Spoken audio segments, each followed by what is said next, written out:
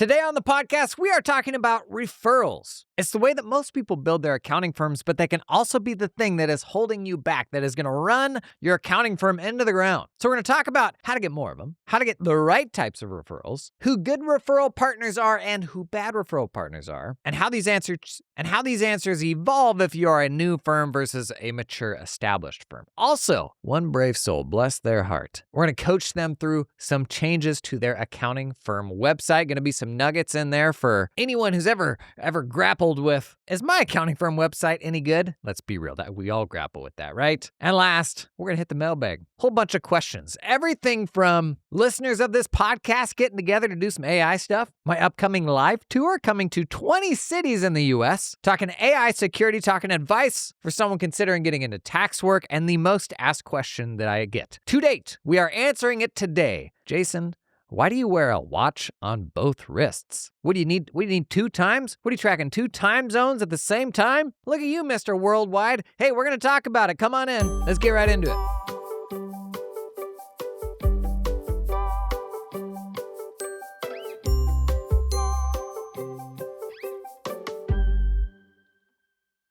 If you're new here, welcome to the Jason on Firms podcast, where I basically coach accounting firms. Whether you run a firm, whether you aspire to run a firm, or whether you work for a firm and you just want to get home at dinner for once in your life, we talk about accounting firm stuff here. And most accounting firms will proudly tell you that they get by on referrals. In fact, they'll proudly say, we've never had to market our accounting firm, implying we have such a fount of abundance coming in the door that we don't even have to try. Now, you got other firms where that's not where they're at. Maybe they're earlier on, maybe they're just struggling to get that traction. But referrals, goes without saying, play a huge part in how we build our client lists. And at the end of the day, your accounting firm, which runs on the same tech as every other accounting firm, delivering by and large the same services as every other accounting firm, the quality of your accounting firm ultimately boils down to the quality of your client list. So if most of our clients get there from referrals, we need to be putting some serious thought into how we strategize around the right referrals and how to get more of them. So let's start with what to do and what not to do when it comes to referrals. First things first, and I think I first picked this up from Karen Rayburn, who's we just did an interview with Karen, didn't we? She's got pretty much the longest running accounting firm marketing agency in the world that I'm aware of. She said, basically for every referral you get, there are at least as many, if not more, would-be referrals that checked you out, but maybe just didn't follow through. And we think of referrals as like, well, somebody on my client list or maybe some other person in my network will tell that person to come work with me and then they'll just come and do it. The reality is most of those people, when they are sent that recommendation, they still fall off. They will all check you out. They will go to your website. They will find anything they can see about you online, but that doesn't mean that they will all reach out and actually make that contact. And so even if you are fully reliant upon referrals, what people can see and learn about you online still matters. And this is where oftentimes we're like, well, all I get is referrals. And so I don't need a website. I don't need to put any thought into this stuff. If that's what you're doing, if maybe you're offline right now just relying on referrals, recognize there's a whole bunch of people who are not reaching out, who are being referred to you because they don't see anything about you online. And so there's a version of marketing, and I hate to say the M word to accountants because as soon as I do, they're like, see you later, brother. Not interested in that. There's a version of marketing that's not even about like going out and finding a cold audience on social media or building an email list or something like that. There's a version of marketing that's just, do I look like a grown-up professional who is capable when potential referreds come and explore what I do before getting in touch. There is no like complete strategy for running an accounting firm that involves not having a website, being professionally invisible. Someone got in touch maybe a week or two ago talking about how they were trying to just grow beyond these clients that they've had forever and kind of go full time for the first time. They've been kind of been doing it as a half-time gig and had been largely serving the same folks for like almost 10 years. And the email that I got was from an MSN email address. And as you can imagine, they didn't even have a website. So even if you're totally reliant upon people just sending you work. We can't be professionally invisible. But here's the trap with referrals. This is the biggest mistake that accounting firms make when it comes to referrals, is they will take pretty much anyone and everyone that somebody on your client list will send you. And to tell you just how problematic this can be, let's hop in the old time machine. Roll back, 7 or 8 years. So I last had a 40-person accounting firm, and it was an 80-year-old tax firm when I bought it that had all of the legacy trappings that you would expect. And one of the things that it had collected was 80 years of friends and families and soccer coaches of all of the partners that had ever been at that firm. And it was definitely a generalist firm, but if you had asked the partners, do you have any niches, any specializations? The one that they might have said was ministers. And if you looked at the tax work that we did, we had a big number of ministers who we did for less than $200 a tax return, generally. And this was the closest thing that the owners would have described to having a niche. Now, when I bought the firm, and I dug into this a little more, and I'll try to explain this in a way that or won't be struck down by lightning or smote by a meteor or something like that. These ministers, lovely people. But the reason that we collected so many of them was because we were doing like $130 tax returns. And so one minister talks to another minister, like, where do you get your stuff done? They're like, oh man, you got to go down to this firm. I'm getting a screaming deal. They're great people. You won't get a better deal anywhere else. But the way that we can talk about this sometimes is like, oh, we have this great relationship with the community. We're supporting XYZ. We're doing all these different things. And that can be true, but it can also be true that they're not going to get a better deal anywhere else. And that's why they're still with you, and that's why they will also send a bunch of people to you. Now, by and large, these ministers we're working with, they're doing fine. And it's not even to say that like we shouldn't be, helping them. But if you've been around the podcast long, you know that I'm kind of anti-low bono work. I'm either doing work at my full rates or I'm doing pro bono work. Because the people who like most need my help are not the people that are like rolling around in a Lexus. And so whether for you, and then that's my version of that. It was ministers. You probably have your own version of it that could even be slightly like mission driven or tied to sort of something from your background. And this can be a dicey thing because they are hard people to say no to. But if you look at your entire client list, here's what I've found when it comes to referrals, is that the clients that will most heavily refer what you do are oftentimes the ones who are, quote, getting the best deal. And that's usually not the people that I want more of. And by client headcount, oftentimes the folks who are like more the kind of the volume part of your business that are getting the good deal, by headcount, there's many more of them than maybe your A clients where you're like, boy, if I just had 20 more of these, it would change my life and it would be a vastly easier firm to run. And so if we just sit back and we let any old referral come in the door, what I've found is that my client list will actually trend towards a type of client that I don't want. If you still have legacy clients on your client list, which I could tell you just about every text message, every email that I get. In fact, we go out and we run these live workshops and I say, show of hands, who's still got legacy clients on the client list they don't know what to do with? 80% of the hands go up. As long as you have those people on your client list who love you and are not even necessarily the people that complain about fees, but you're just serving them begrudgingly because you're like, oh, those are like the rates I was charging 10 years ago. Those people, they may love you because you're great, but they may also love you in addition to that because they know they can't get a better deal anywhere else. And those folks, they'll tell their friends about it. And before you know it, you got a whole bunch of those people kicking down your doors. So what's the move then? You just get intentional about what clients you want referrals from and what clients you don't. And you don't set the expectation that like just because someone else opened the little velvet rope thing for their friend that they will necessarily get in. Like it's not a bygone conclusion that if somebody invites someone to join the firm that it will just instantly be a yes. So this means we have to proactively, first of all, figure out who our A clients are, who are the clients that we want more of, but then not be afraid to go to them and be like, hey, here's the thing is we are doubling down on clients just like you, and we're looking to add a few more this month. Is there anybody in your network that this could make sense for, or tell me where are they hanging out? What are the lunches? What are the get-togethers? What are the conferences? Tell me where I should be to find more of those people. And you'll find like if these are cool people, they're more than happy to help you out. Like they're more than happy to make those connections. We get afraid to ask. Just as adults, we're very bad at asking for things in general. And even if you take this to the worst possible scenario where the client's like, well, that's a weird thing for them to ask me. They need business or something. That person that you imagine in your head,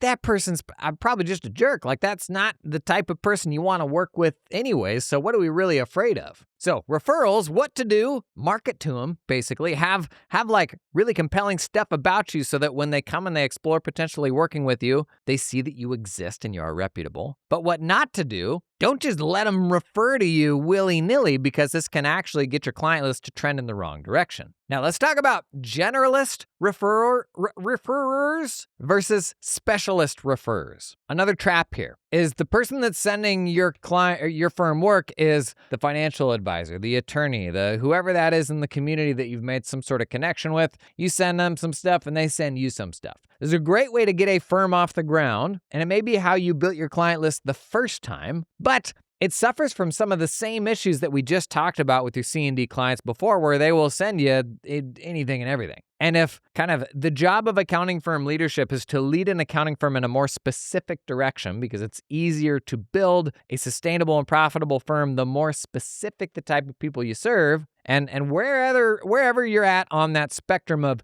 specificity, you could be super niche, you could be super general. Our job is really just to keep inching it down that spectrum to be a little more specific. And it never ends. Like, a niche firm is not a binary thing where either you're niche or you're not. It is that there's probably always another step you could take to be even more specialized and even more in demand and be able to command even more premium rates for what you do. By the way, the more you do that, the more flexibility and capability you have to help people who super, super need help and have no money to pay for it. But if we are getting all of our clients from generalist refers, then they are just sort of peppering that client list with whatever they're doing, right? Now, the opportunity here is to find specialist refers. A really easy version of this is if you only do tax or if you only do books, find the peanut butter to your jelly. If you're trying to work with streamers and you're a bookkeeper, find the tax shop that only works with streamers. That's a thing. There's a bunch of them. If you want to just do tax work for hobby shops, find the bookkeepers that only work with hobby shops. They exist. Similarly, you have more other people in kind of the professional services space that are beginning to specialize. So you'll even find attorneys. Like the attorneys that we work with only work with online creators. If I were trying to build a tax shop for online creators, I'd be looking for attorneys who support the same profile. And even if I don't have that client list today, if I know it's something I want to get to, then build those relationships with the people who can help you to build that next client list of your dreams. As long as we are buddied up with the folks who are kind of sending us anything and everything with the expectation that we'll always say yes, then they're kind of digging you into a deeper hole, right? Now, one thing we don't talk about enough is just what an opportunity it is to be able to send clients, like not great fit clients, to other accounting firms. So a lot of these problems that we're describing are solved by having a network of other accounting firms you can send this work to. Because oftentimes the reason we say yes is that we feel bad saying no. But if you have an even better home for that client than yourself, then that is a no that can still feel like a yes, because you're truly sending them to a better destination. So let's say you got a wealth management person that's just sending you a whole bunch of 1040 work. You meet somebody who's building their firm and wants to do volume 1040 stuff. Well, right now they're open to it because they're building their client list for the first time. Awesome. That is going to be a great client for that individual, whereas it may not be a great client for you anymore. And I truly believe that if more accounting firms had a network of other accounting firms that they trusted that were at different stages, where they could send clients to those firms and kind of pay it forward a bit. And I'm not talking about like selling parts of your client base. I'm saying this lead comes in, not really a great fit for me. I'm going to send it downstream. Or I know I got to get rid of some of these clients. Let me find a really good home for them, because that's maybe a better outcome for the client than just cutting them loose into the wild. I truly believe if more firms had a great network like this, it would be easier for us to get rid of the clients that we know we need to get rid of faster. You're either at your best or you're not. Like, that client is either the apple of your eye or they are not. Let's not fool ourselves into thinking that the client that we still begrudgingly serve is getting our best. Like, they're just not. And so referrals within accounting firms can be very powerful. This is the fastest way to build a new client list is find some firms who trust you will do good work, because just about every single accounting firm has clients on their client list that they would happily get rid of. They just don't know how to. They just haven't brought themselves to. But it makes it a lot easier if they feel really good about you and they have someone they can trust. If you're on the other side of that equation and you're somebody trying to build a client list for the first time, the really hard thing is getting any accounting firm to actually listen to you and to somehow cut through the noise, because accounting firms are subject to so much inbound from everyone and their mom. And it is truly very hard to know someone who's legitimate from someone who isn't. In fact, I was talking with somebody the other day and they were like, can you tell me, for someone that's trying to do sort of partnership referral stuff with accounting firms, what's just the best way to get their attention? This was in a local context. They're just trying to get connections with the other firms in town. And I'm like, if you're talking local, it's dumb to say, but nothing speaks to accountants like food. It's a tale as old as time. There's a reason that it's worked for decades. Send that food basket on over with, a little note with kind of almost like a ransom note with the cutout magazine letters. That's hey, there's more where this came from if you give me a call at XYZ. That stuff works with accountants that have physical offices. Does that work with remote accounting firms? I don't know. My accounting firm, we had an office and the tax team was all on site, and then the bookkeeping team that I built, was distributed worldwide. I've never not had a physical office for my accounting firm. I don't know. Do people just send food baskets to your house? I imagine they do. You probably got a P.O. box. What happens to your Harry and David when it goes to the P.O. box? Man, non-US people were just really confused by that sentence. Hey, real quick, are you tired of fist fighting all these stupid banking logins that your client gives you, and then you gotta push a code to them, and you do this super insecure back and forth where you're like, hey, you know that code that you just got that says never share this code with anyone? Can you share that with me? Gang, there's a better way to manage all this fuss. Is today's sponsor, Mercury. Mercury is the fintech that 200,000 plus companies trust for banking and running their finances. Where traditional banking websites and apps are clunky and hard to use, Mercury, it is meticulously designed to be an intuitive and simple experience for accountants. It is, honest to goodness, H2G, what I use myself, Mercury. Super secure platform, and it comes with just all the user management stuff that a modern app has that we should really have with our clients when we're accessing their banking information. Now, Mercury also has Mercury for Accountants, where you can get up to a $1,000 referral bonus per eligible client, and some other platform features that are available just for accounting firms. Pretty cool stuff. Big fan of Mercury. Did a demo of them back on the channel if you want to see what it looks like in 5 or 10 minutes. Oh, I got a disclaimer. Mercury is a fintech company, not a bank. Terms applies for bonus eligibility. See show notes for details. If you do any 1040 work, you know you are about to be deluged with client information. My gosh, 1040 intake. The actual intaking of the documents, it can actually consume up to a third of your team's tax season. And that is where this episode sponsor, Sorban, it is a big opportunity to save time on your 1040 work. One of the things we've been hammering on most on this podcast for the last 2 years is the really cool tax workflow developments that are happening. I probably personally know over 100 firms that are very happy Sorban users. Not an exaggeration. We're getting into busy season. It is not too late. You need to look at the new AI 1040 intake automation solutions. If you haven't yet, Sorban, it is at the top of my leaderboards for really good solutions for this. So if you don't have that yet, here's what I want you to do next. Pull over to the side of the road, put the hazards on. Get your phone out, go down to the show notes, click the link for Sorban to learn more. Okay, so look for specialist referrers who can send you just the type of clients that you want to work with. This can be the fastest way to build a totally different, much more premium client list. In addition to the stuff we always talk about here, like consultants. Every single industry has consultants. They're working really hard to build an audience that are the same people that you want to be in front of. Let's find a way to offer some sort of value to those consultants. That consultant could be like, hey, I found a tax pro that just works with taxidermy shops, and they're going to come and tell us, all this stuff, and you can ask them any questions, and their hourly rate's $300 an hour. So this is this valuable thing that I can offer to my consulting clients.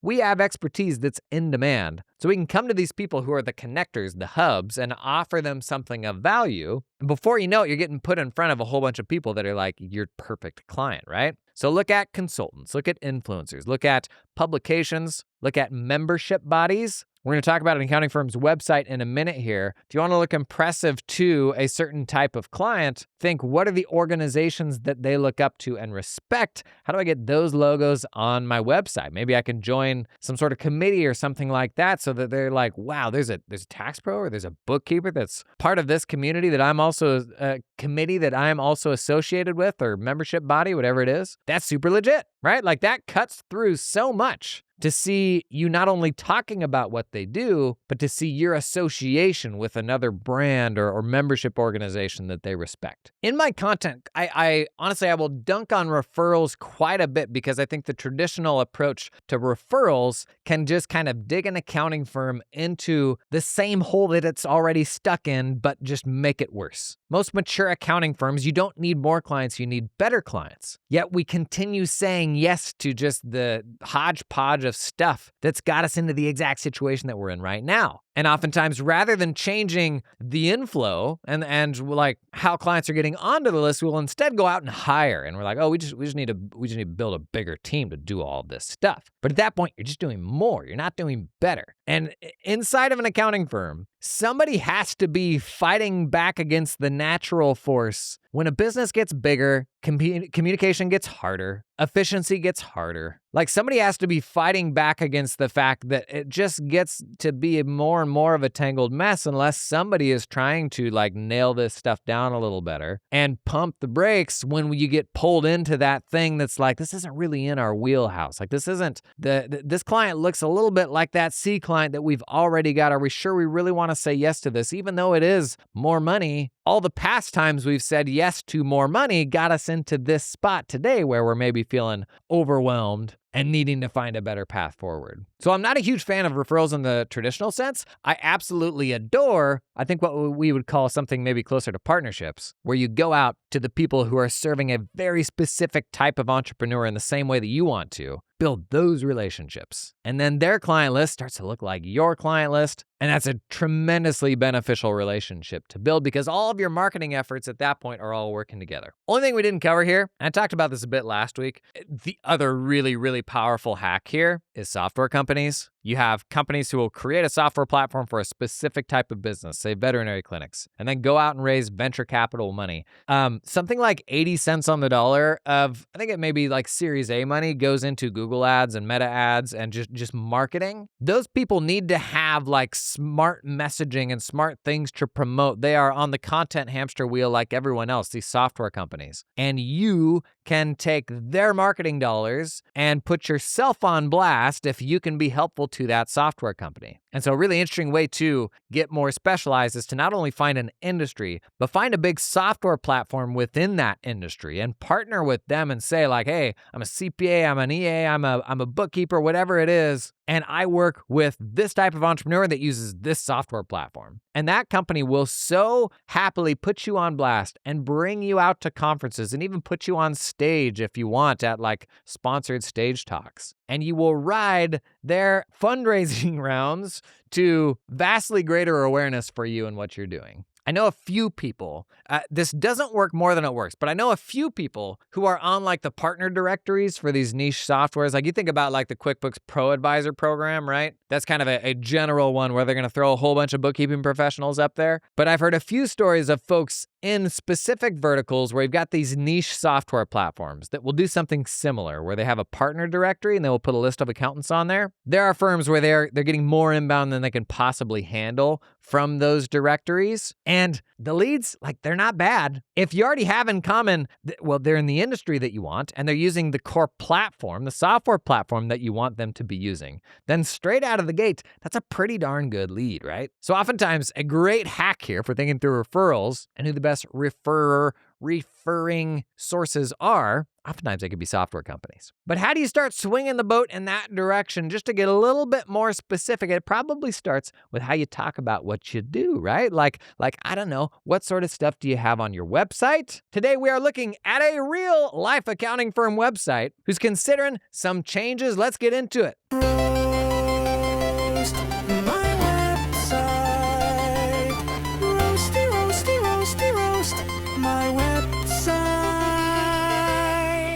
I'm going to steer clear of saying anything super identifying about this firm because what I don't want is you to like run out and dunk on it or something like that. That's definitely not the goal here. But this individual did volunteer to have their firm roasted or their website roasted. I'm thinking about changing the whole roast packaging to coach. I know, it's not as fun, it's not as exciting, but it's also less scary, like coach a firm, coach my tech stack, coach my website, stuff like that. I don't know, I'm thinking about it. Are we losing our edge around here? You tell me. Okay, this is a podcast, and most of the listeners are audio format. Let me read for you some of this copy, and I think you'll be able to visualize exactly what we're looking at here. Here's the hero copy at the top of the website. Life is taxing. Your business shouldn't be. Catchy, right? Okay, they've got a big picture of kind of the core team members. Great, like we're seeing some faces of the actual people at the firm, but I want you to listen to the rest of this copy and see how it lands with you. Like pretend that you are shopping for an accounting firm. Check out this copy. Where numbers meet heart and small businesses feel at home.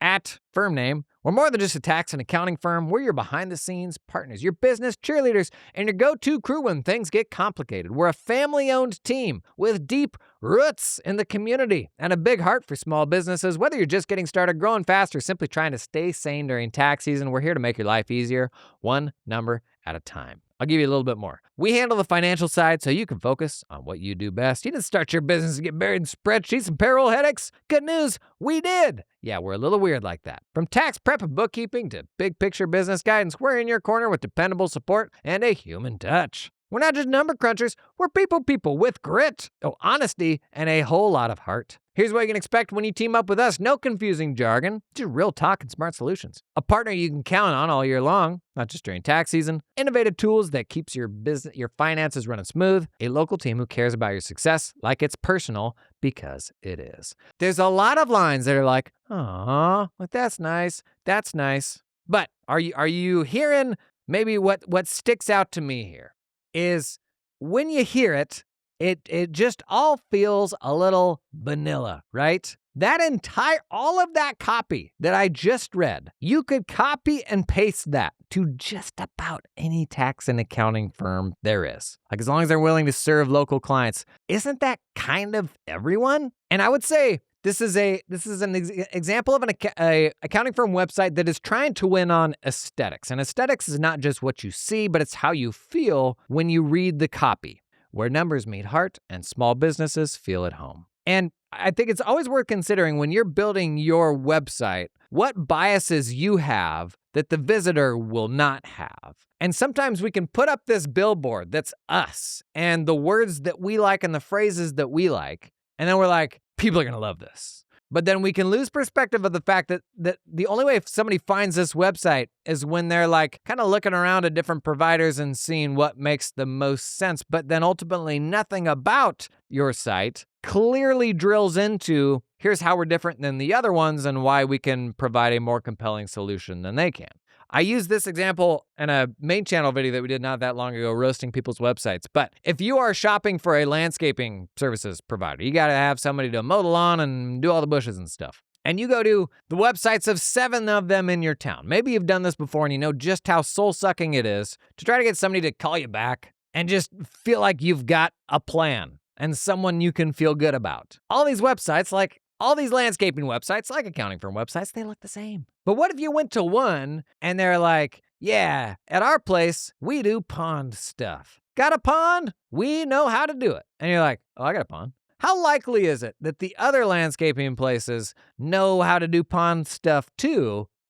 Pretty high. I imagine they probably know their way around a pond. But because that one website that may have looked like all the others said, hey, we do pond stuff, you're going to be like, oh, I got a pond, so I better call this place. This stuff is real, man, and it factors in to accounting firm websites as well. And this is where the opportunity lies, is because 95% of accounting firm websites are so samey, are all just saying the same things. You're literally a pond stuff away from just having that little bit of specificity that makes you stand out from all the other options. And the great news is that specificity is the same thing that will make your business vastly easier to run, because you're not like, every client isn't something new, this special snowflake, the type of client you've never served before. They end up looking a lot like the last one. And so that landscaping place, they're like, yeah, somehow we've collected all the places in town that have ponds. And so we've actually gotten really good at pond stuff when we built a partnership with a landscaping designer where they do like cool, elaborate pond stuff. They're now the pond place. That's a more interesting landscaping business to run than the one that's just like trying to compete on, I don't know, volume. Okay, back to the website. The job of your website at the end of the day is not to show a client anything and everything you can ever do for them, but to just get them to take a single next step. When I look at their landing page here, book a call, color-wise, it's the same color as most of the hero website. Normally, you want your call to action on your website to be like a contrasting color so it really stands out. In this case, a lot of the stuff on the landing page is gray and the button is also gray, so it doesn't really jump out. They've got some testimonials on here on the landing page, which is great, better than nothing. But they all talk about like, I worked with this specific person, they were great. I worked with that specific person, they were great. Trouble is, if someone's coming into the firm, they don't know if they're going to get that person or not. So the better testimonial is actually the one that rather than talking about the firm, talks more about who they are and what they needed. Because if somebody visiting the site can see, oh, that's a person just like me, then that testimonial means a lot more.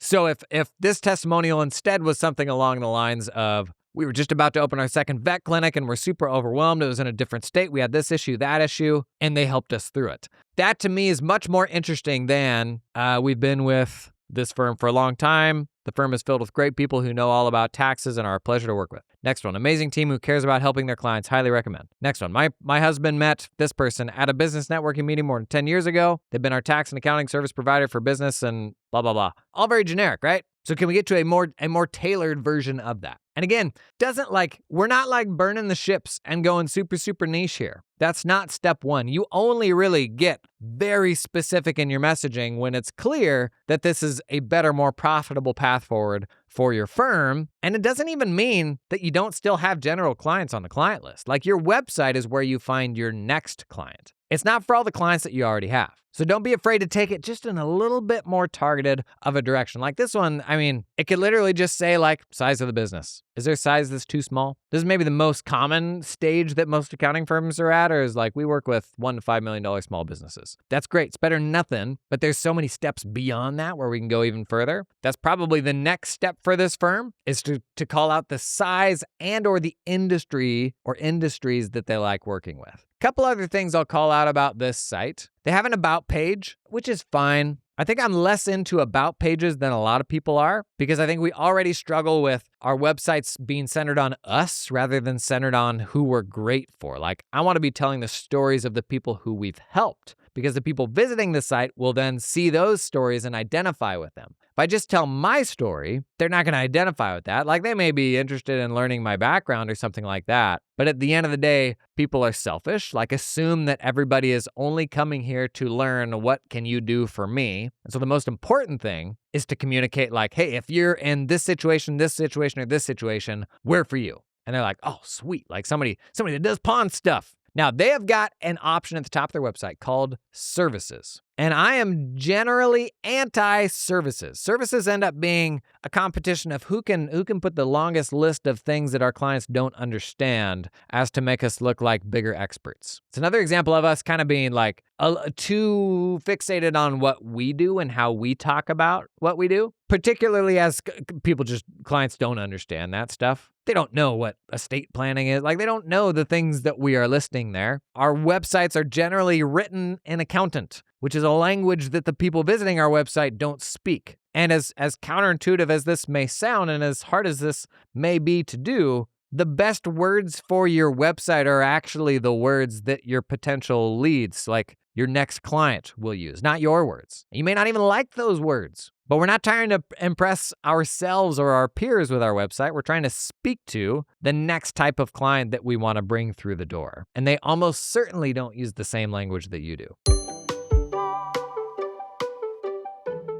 So this last fall, we did a tour of 13 cities, hosted workshops for over 1,000 accounting firms. And I bumped into a lady at one of these events, and she said, this week, I have 4 new hires starting from this podcast sponsor, Cloud Accountant Staffing. To be clear, she didn't say in the context of that conversation, this episode's sponsor. She just said Cloud Accountant Staffing. 4 people starting at the same, can you imagine? I wouldn't wish that on my worst enemy, but you know what? Cloud Accountant Staffing makes it possible. Back in my firm, we hired both onshore folks and offshore folks. Try to get the best of both worlds because there's problems to just doing one or the other. Cloud Accountant Staffing, they're gonna help hold your hand through this stuff. It's actually founded by a former accounting firm owner. And so all the questions around, what about security? What about IT? What about, do I have to disclose this to my clients? They can help walk you through all that stuff. And one of the coolest new things I've seen in staffing, recently they launched a portal where you can see all of the candidates they've already pre-vetted. And even from that portal, you can book an interview. You literally just have to give them your email address and you get access to the portal. You can see the tax talent, the accounting talent, the executive assistants, all these folks they've sourced.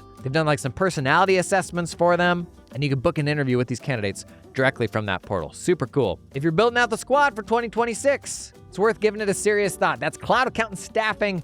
Learn more at the link down in the show notes. Hey, if you've got any clients that have to do like ugly project tracking or have any degree of inventory management or big ugly invoices like the type you see from construction companies that are a mile along and have all this item detail, then my brother, this episode's sponsor, Makers Hub, it is for you. Even if you don't do the accounting, this is a big one to share with your client. Because truly the area of accounting that has been most turned on its head by AI is accounts payable. And it's not even close. We had some big, meaty bill pay engagements we did with clients where I truly could have automated 80% of what we were doing with Makers Hub. The extraction quality is so far beyond what OCR could ever do. And because it can now pull all, like every little fiddly detail from the invoice in a totally automated way, like by the way, I think we're actually very close to fully automated extraction, which people have been saying for over a decade. You don't have to review the bills anymore. It's like, really? Because my job is to do the bills, and if there's an extra zero that slips in there, I'm gonna lose my job. Feels like we're actually getting close to fully automated extraction. But because it can pull all those details really well, you can then build all sorts of automated workflows on top of that for like really complex approvals. And we're talking more than just like pull the date and the amount from the invoice. We're talking about every single little fiddly detail in the item, like itemized list.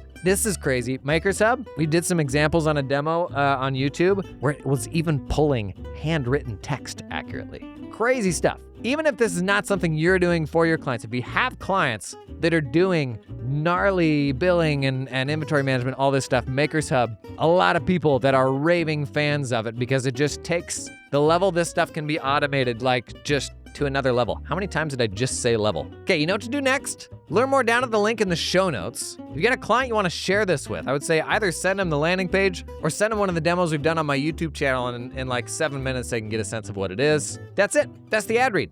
So if you go to this firm's services page, they present 3 packages, one starting at $430 a month, another starting at $710 a month, another starting at $1250 a month. And the trouble with doing this is when people will start their journey and book a call, they will look at one of these packages and they'll be like, yeah, I'm thinking this one. And they will think that what they need is pretty much the minimum because we present these packages at the minimum price, but then we list a whole bunch of these impressive things under it. If anything, they're seeing things listed under here that they're like, I don't think I even need that. So you say it's the minimum, I might be less than the minimum because I don't actually need some of these things you listed. But I can tell you what they're not thinking when they see these numbers is that the price you're going to quote them is 2 or 3 times the minimum. And there's just always the problem with putting any sort of minimum on your website. The person will then price anchor and expect their price to be pretty much what the minimum is. When in reality, we shouldn't be taking new clients in anywhere near the minimum. Like a healthy firm is increasing fees so much year over year that if you let somebody in the door at the minimum a few years ago, you probably don't want to be serving them now. Your minimum, that is like the drop dead threshold where our legacy clients just can't go below that. It's not the number we're going to put on a website.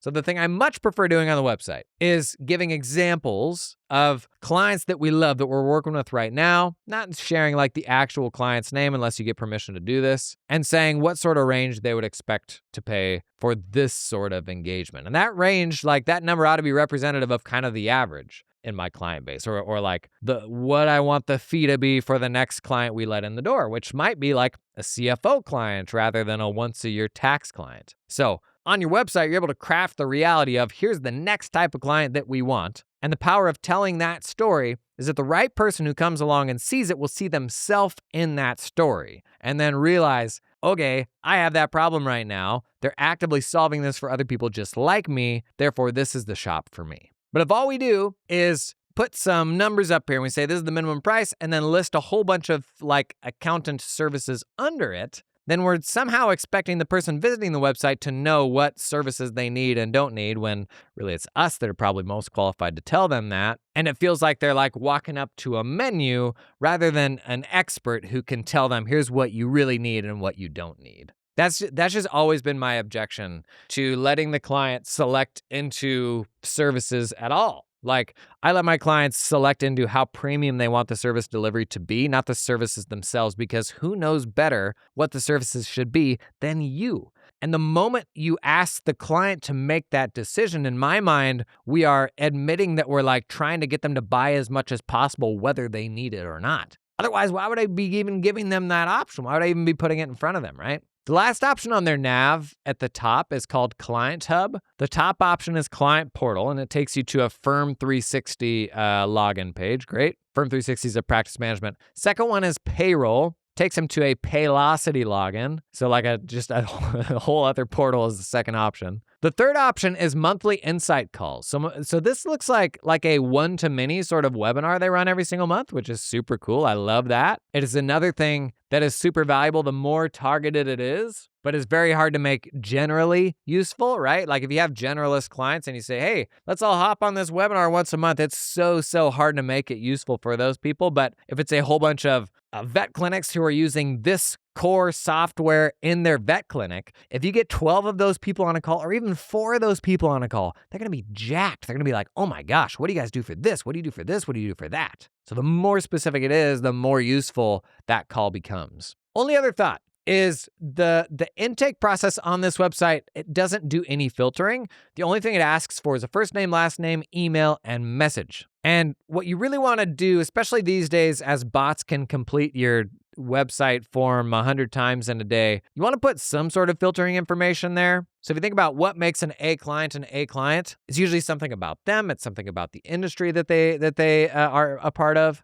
Maybe it's something to do with the size of the business. Just adding a few questions on that intake form, if that's all you do, it'll make it way less work to cut out the fluff, like all the folks that you actually don't want to talk to, and send them down a path of like, hey, here's a free resource or something like that, maybe a DIY guide, so that they can at least get some value from you, because sometimes those people will grow down the road and ultimately become clients. But you don't want to have to hop on a call with someone to learn that about them. In a perfect world, the questions that you ask give you all the information to know whether or not you actually want to get on a call with them. This website, it's an example of like a website that you look at and you're like, I like this website. Like they use a lot of great language. They look like terrific people. But I think we can sometimes underestimate the selfishness of the people that are coming and visiting our site. And so we don't put enough effort into really explicitly showing, here's how I can make you more money or how I can really help you. And so that that lead then just bounces to the next website, and they've probably already forgot yours by the time they're a couple websites down the path. I've started collecting some accounting firm websites that I love, that I think do this stuff really well. Interestingly, I don't know if you all get ads for this. Who's the Shark Tank guy, the bald guy, Kevin O'Leary or something? He's evidently invested in an accounting firm and a tax firm, and I get ads for this thing nonstop. And their website is great. It is the opposite of most accounting firm websites. It's super ugly. There's zero aesthetic, but it is so to the point of, if you are these people, I can save you this much money on average. And it's just like ruthlessly to the point in a way that probably makes most of us uncomfortable when we see it. And we're like, oh, geez, like this feels like I'm guaranteeing something I can't deliver on. Like it doesn't. Like it stops short of that and sort of navigates that. But I think is a really useful foil for me to be able to say, like, look at this website and how extreme the claims are and how they talk about outcomes, like for very specific types of people. And then look at how most of us build our sites, which is very like kumbaya, this is a person I'd love to have a barbecue with. The reality is, like, I think for me, the best website is something in the middle where you've got elements of both of those things, some humanity coming through, but also some like, hey, here's where the rubber meets the road. We can really help you. Like, the combination of those two things is what gets me excited. But I've been collecting some of those websites. I think I'll put it out in a newsletter soon to say like, hey, here are like 5 or 6 websites and what I love about them. Otherwise, these kind of coaching website videos and podcasts, it can sometimes be like, oh, just tell me all the things you don't like. And then maybe you don't feel like you're any closer to like, what's the great version of a website, right? If you're not on the newsletter yet, jasononfirms.com, you can subscribe to my newsletter. Planning on putting that one out in the next month or so. Should be a good one. What's that I hear though? You hear that?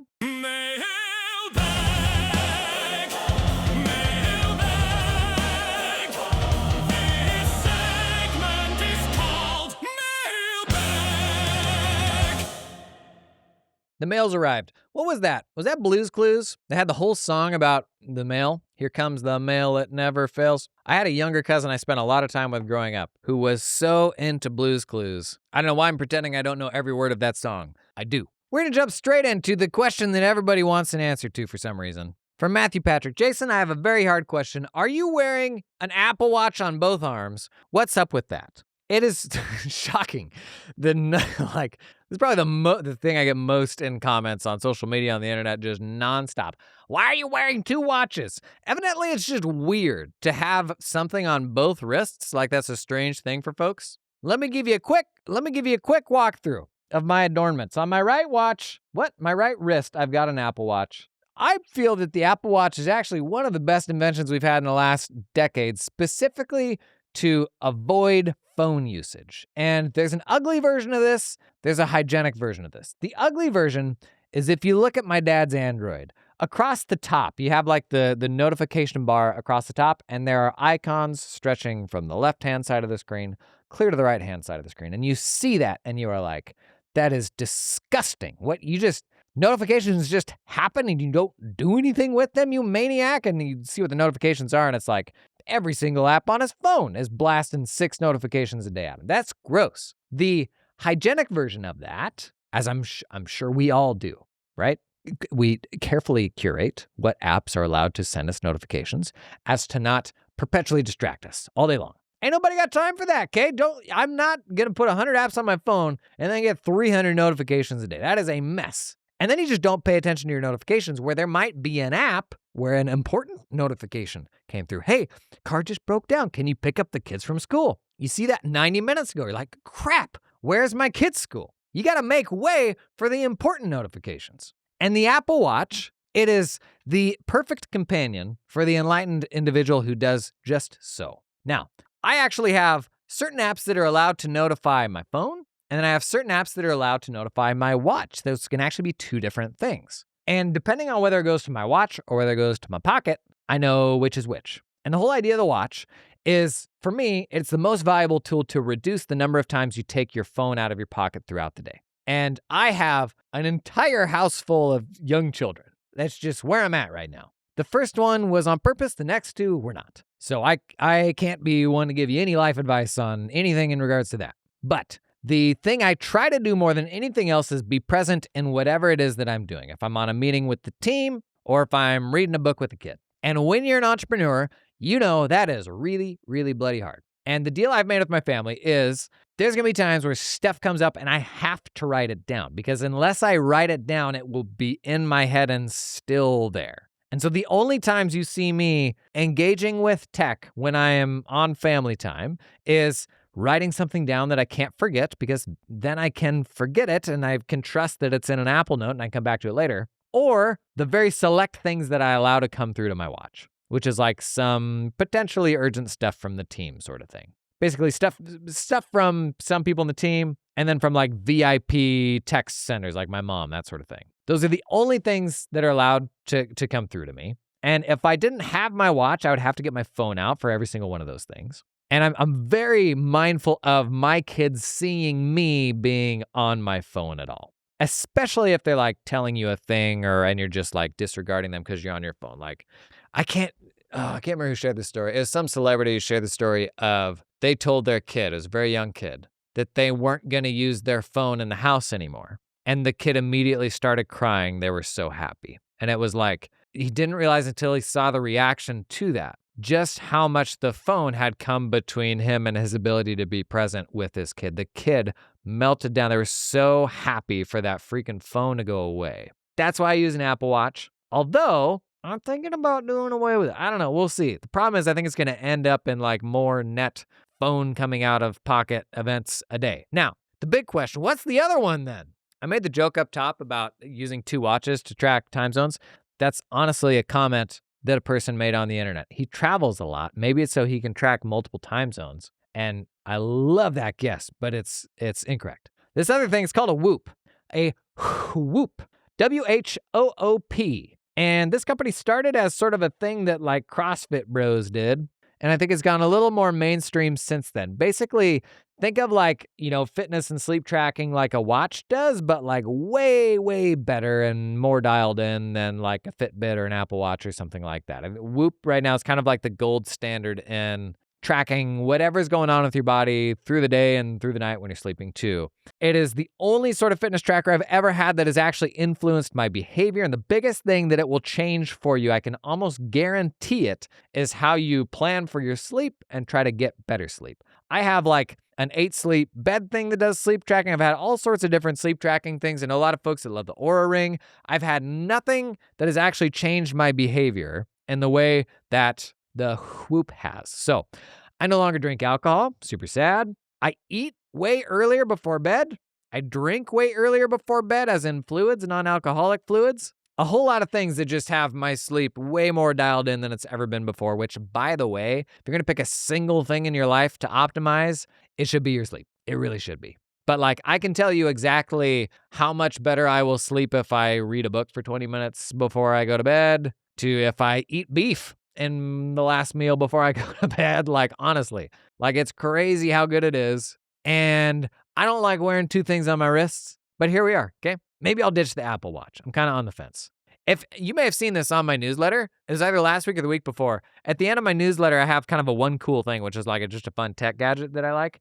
There is basically like an old style iPod with like a little circly rotary thing where you slide your finger in the circle to select things. It looks like an old classic, old school iPod, but for the screen, you slip an Apple Watch into the top half of it, and that's the screen.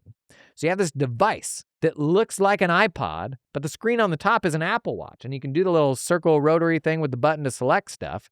And Apple Watches, like, you can get Apple Watches with their own standalone, like, cellular plan. They don't even have to be connected to your phone to work. So you can get most of your notifications and all that, which means you could have this like smaller than an old classic iPod device in your pocket and use it as a phone. People are going to look at you like you're a maniac, but like if you're working out or something like that, super cool. What is it called? It's called TinyPod, thetinypod.com. It's super cool. Feels like just the sort of thing I would test drive for a week and a half and then never come back to. I'm like, well, that's $150 I'm not getting back. Mailbag, we got more questions. We got to power through these. By the way, you want to send me a question? What we do here is basically a free accounting firm consulting practice. So send me an email, jason@jasononfirms.com. Send me a DM on social media platforms. Drop a comment under the YouTube version of this podcast, or send me a text at 1-516-980-4968. Actually, send me a voicemail. Send me a 30-second or less voicemail, because that's just more fun than a text. Okay, next up, Bankroll dropped a comment on that last AI podcast that we did last week. Said, anybody want to start messing with this stuff together? Stats fanboy here and looking for like-minded peeps. Whoever liked it, please find me.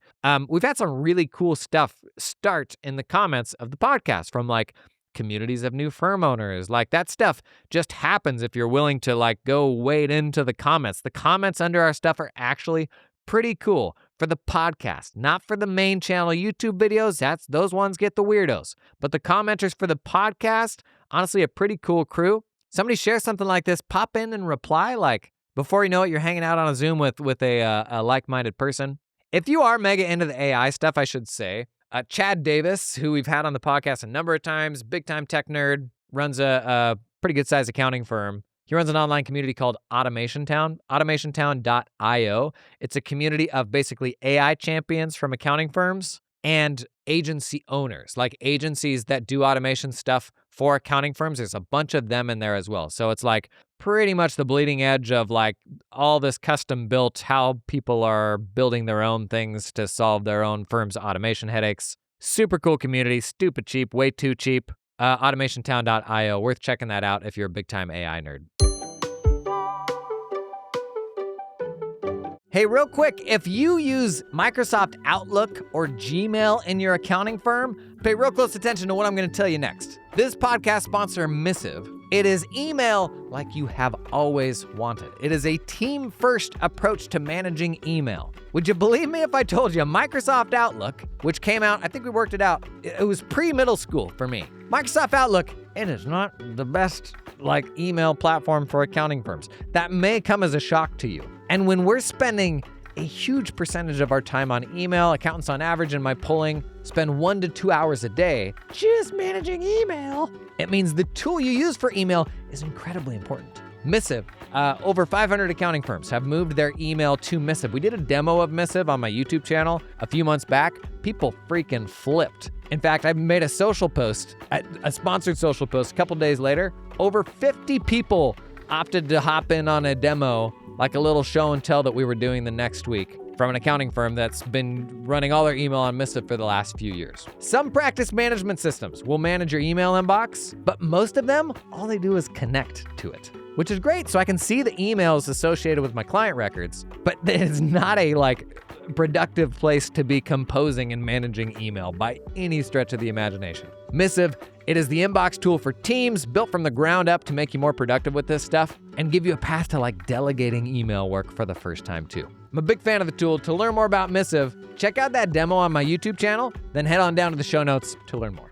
It's that time of year. The time of year where your hosted tax software starts grinding to a halt because everybody's trying to use their computers at the same time. This is because when you host your apps with most providers, like your tax software provider, the servers you're accessing, they're shared servers. Everybody and their mom are logging into those things trying to get stuff done at the same time. The solution is today's sponsor, Verito, man. Verito is going to give you your own private server where all your tax stuff, even any hosting needs, QuickBooks Desktop, whatever you got, it's hosted on a server that only you're accessing. So it doesn't matter how many people are hammering that server. The only people hammering it are you. It's easier than it sounds to get started. I can actually transition you in just a weekend. And especially as we're heading into busy season, gang, this is the time to do it. Verito, vastly cheaper than the hosting you get from your tax software provider and faster, kind of a no-brainer. Now, Verito can also do your WHISP, the little security thing you got to do if you do tax work in the US. They can also be your entire IT department. In fact, the cost of hosting your apps and them being your IT department is less than Thomson Reuters Virtual Office. I know a lot of people that are very happy Verito users. In fact, the average response time from Verito support, if you come to them with an issue, is now less than 60 seconds, 24 hours a day, 7 days a week. Like I said, now's the time to do it. Before we get too far into busy season, to learn more about Verito, check out the link down in the show notes. I wanted to pull up this recent comment on an old video around email delegation.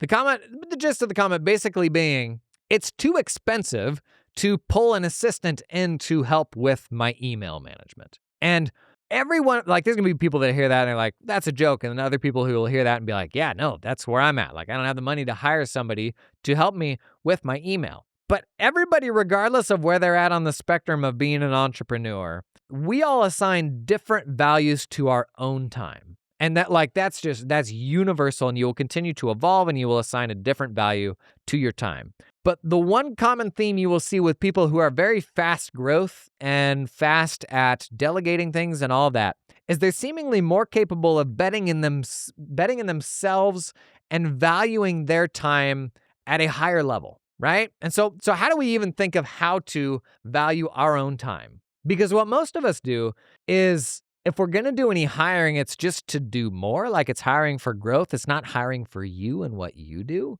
Big old hiring trap. You keep adding to the client list and you can't handle it all. And so you hire somebody to just serve more clients, right? And then you hire somebody else to serve more clients, right? All you're doing is you're giving yourself more jobs, because normally you're not getting out of all the client work at that point. Now you just have 2 more people to manage. And at a certain point, you never hire for the stuff that you do. When at the end of the day, in a business, whose time is more important than that of your own? So, especially in the example of email delegation, this is probably the cheapest hire that you can ever make inside of an accounting firm. This could literally be like a fractional virtual assistant if you really wanted. But I would push you, nobody's going to value your time. Like, it is one of those things where only you can see it, where you have to advocate for the value of your own time. Otherwise, nobody else will. And for most of us, the value of your time over the course of your career will grow insanely. Like, you would not guess what it would be worth 10 years from now. So are you willing to make the bet on yourself right now that if you pulled that person in, even though that hourly rate is like, well, am I even worth that?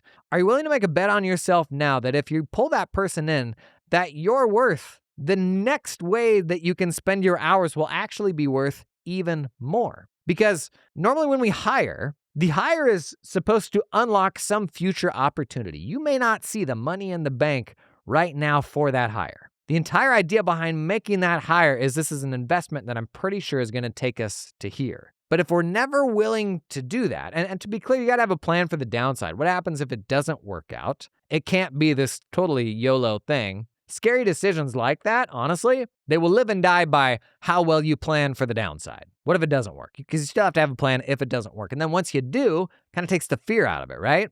But if you're not able to make that ROI calculation and that investment in yourself, like nobody else would, and nobody else will, and you can end up stuck in this spot where your life is the same tasks just lived on repeat. Like at the end of the day, we are the things that we do every day, which oftentimes does not align with how we would describe our identities. There's so many things on those lists that we're not really proud of, but we're still doing them day after day, week after week. And 12 months from now, my wish for you would be that the things that you're doing every day are different than they were 12 months ago. But in order for that to happen, there has to be somewhere for those tasks to go. And I love automation as much as the next guy, but the answer to that is usually other talented humans. It's usually new boundaries, and they're just being things where it's like 12 months ago, I would have been willing to do that.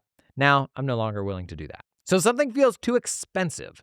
Know that too expensive is usually a fleeting thing. It's something that is not always the case. It may feel too expensive with where you are right now. And in a situation like that, oftentimes the right thing to do isn't to blame the solution's cost. It's rather to look at what would have to be true for this to not be too expensive for me. And so if that assistant got me back 10 hours in my week, what would have to be true in the way that I spent those next 10 hours for it to be taking me on a better path? Like, don't go out to the world and get them to make that argument for you, right? Like, it's up to you to be like, oh, I'm thinking about doing a practice management system for the first time, but that's going to cost this much money. That feels like a lot. How would that be still like a awesome win for us? And how do we get there? Like, that's how I overcome that.